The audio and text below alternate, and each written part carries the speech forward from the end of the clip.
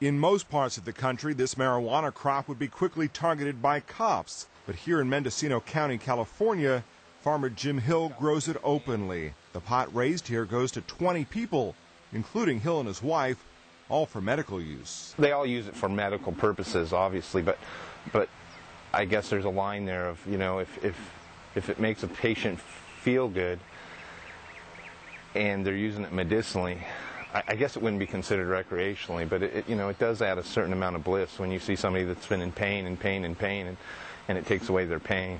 13 years ago, California voters approved a law allowing patients to cultivate and possess marijuana for personal use if they have a doctor's permission.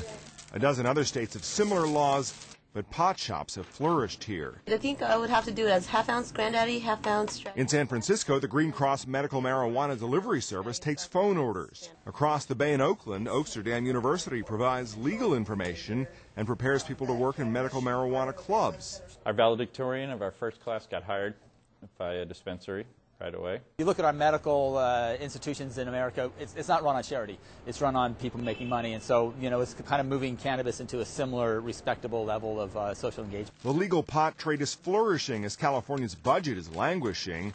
The state's top tax collector says taxing marijuana like alcohol could bring in $1.3 billion a year.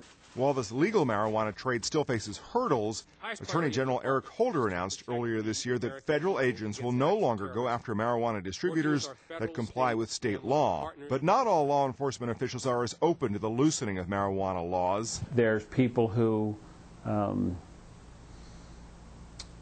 pretend to have an illness or pretend to have a disease and get medical marijuana. How can a doctor prove a person doesn't have back pain? I don't know.